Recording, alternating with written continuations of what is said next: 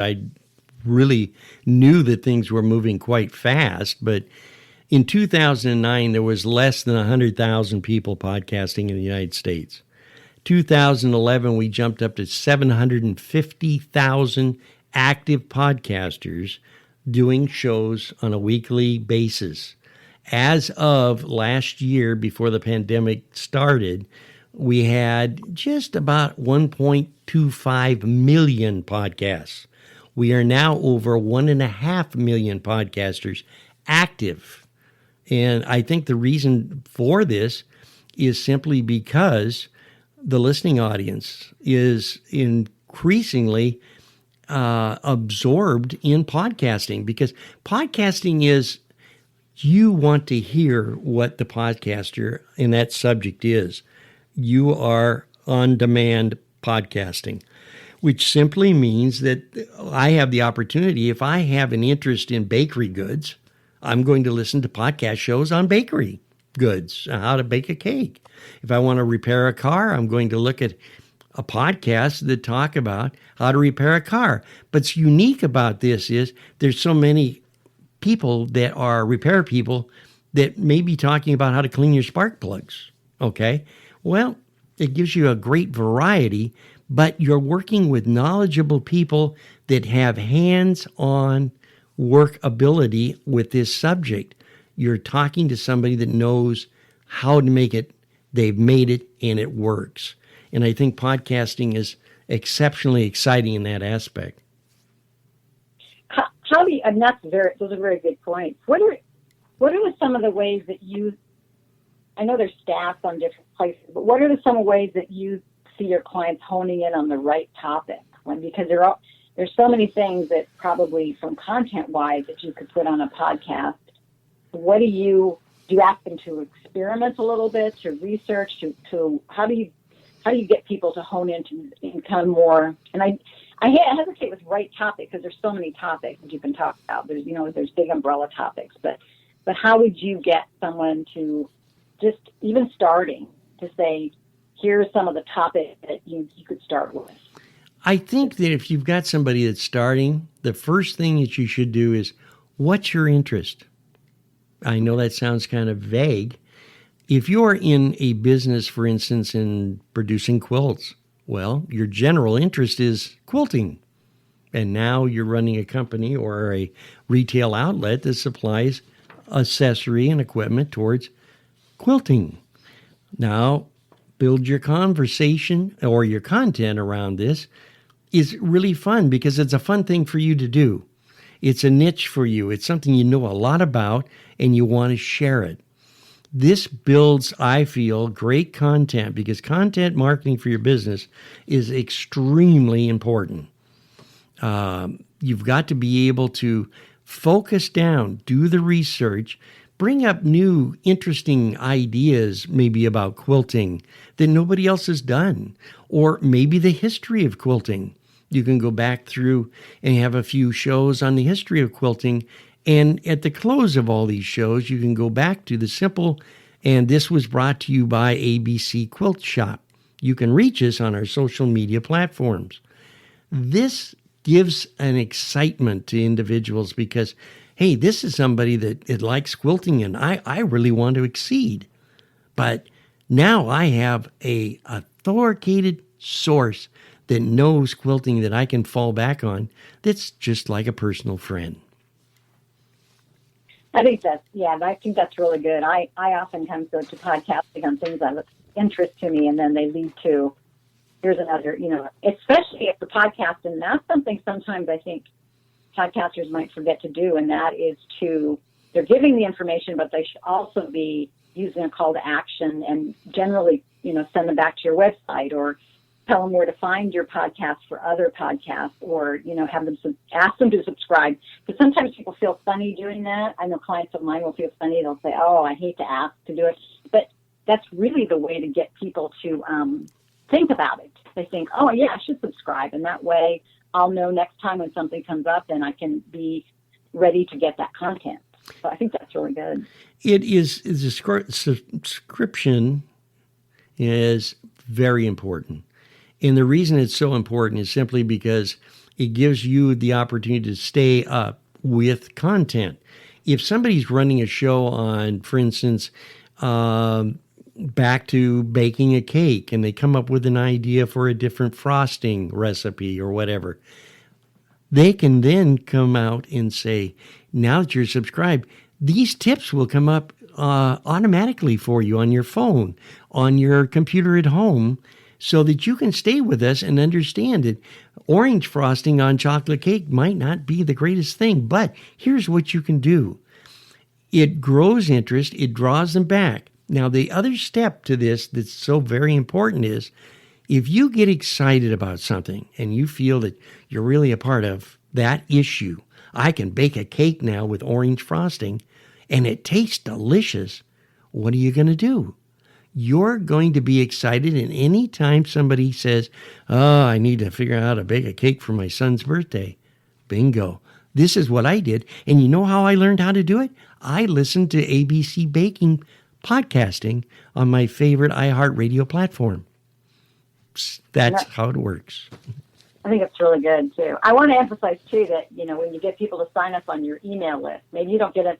You can get them to subscribe to your social media, but when you get them on your own email list, that's gold. Those names are people who are letting you in their community, and they're letting you talk to them. They're giving you their email so that you can email them something, and that, growing that email list will be your own kind of goal for when you market your product or introduce new products or get new content out of, things along that sort.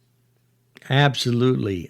Email address is the mother lode of success for your business. Yeah. It really is.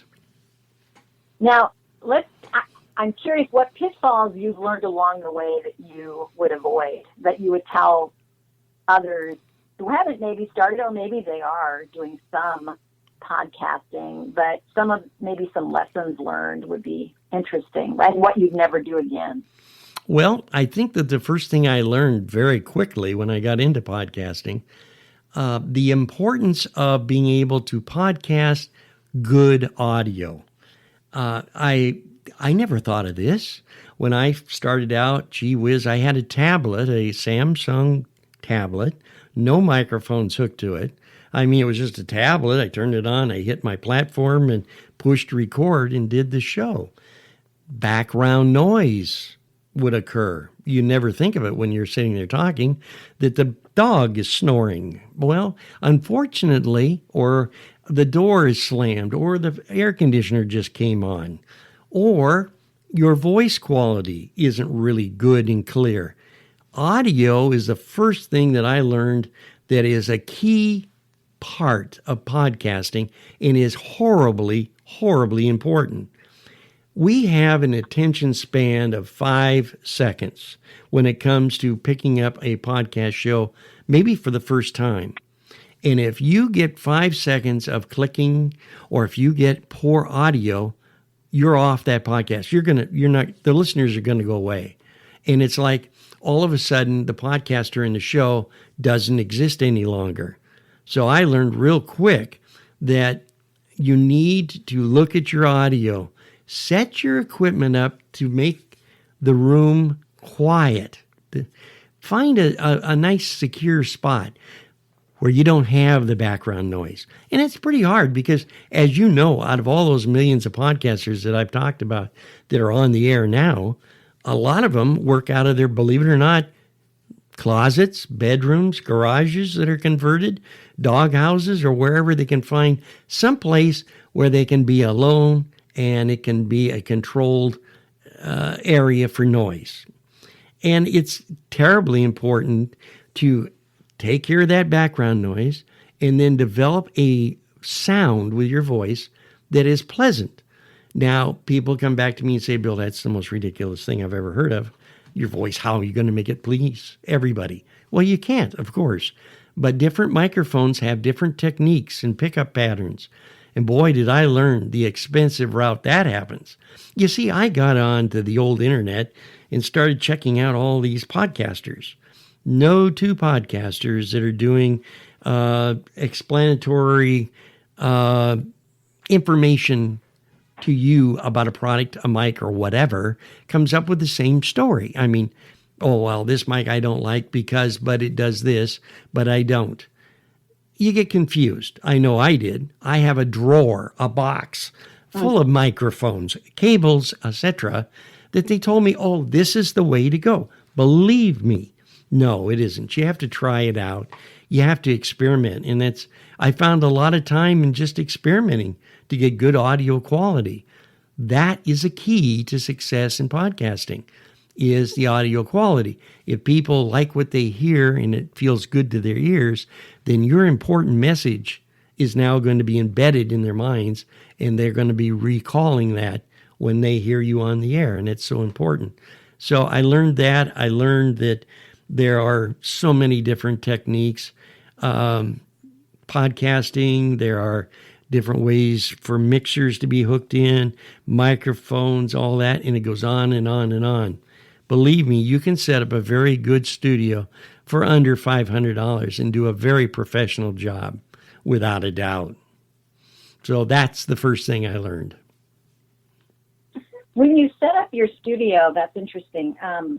Would you at that point, because I know I did the same thing. I mean, I'm not the same thing. I got on the internet and I started researching microphones, and I listened to one person who liked one microphone and the reviews weren't good for somebody else or whatever. So would you at this point, when you're setting up your studio, consult somebody who, probably like an agency, who could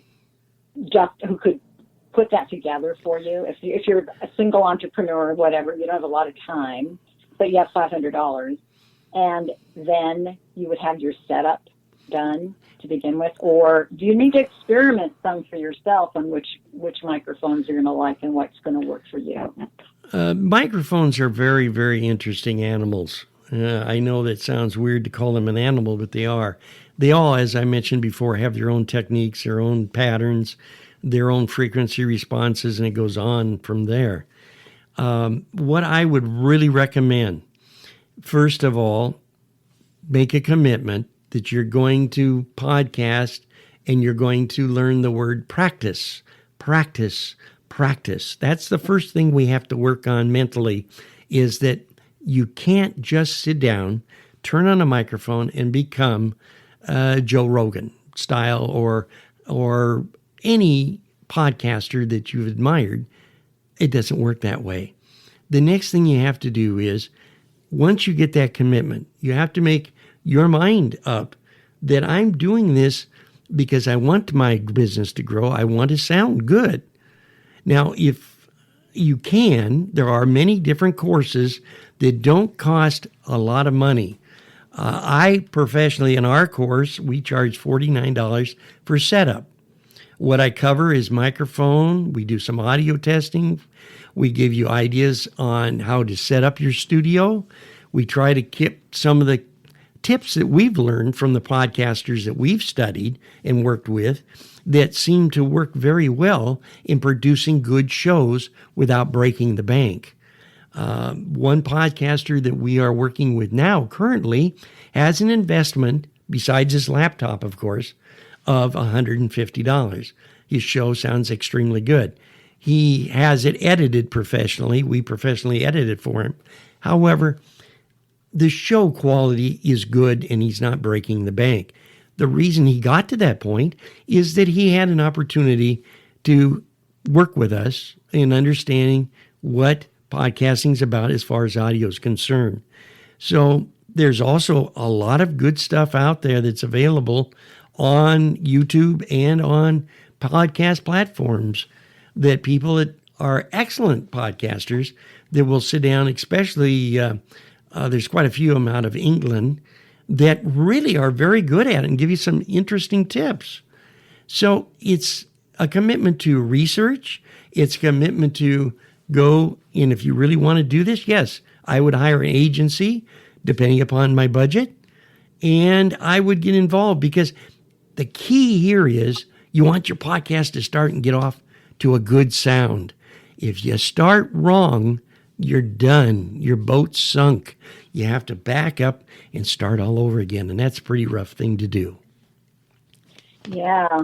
You know, one of the things talking about, because I join different podcasts, like on Facebook, different podcasts